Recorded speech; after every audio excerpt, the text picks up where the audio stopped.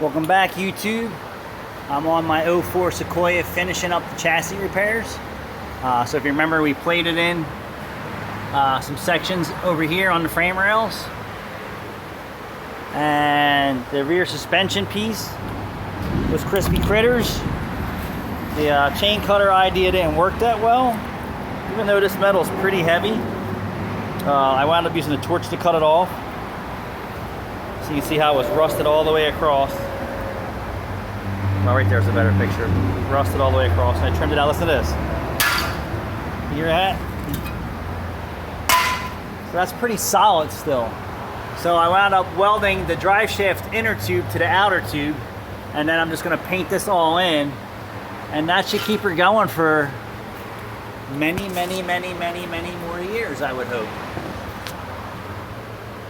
Like I said, the outer tube, original chassis tube, is welded to the inner drive shaft tube, and then I filled that with the Home Depot foam so no more water and moisture can get inside, trying to keep this thing lasting as long as it possibly can.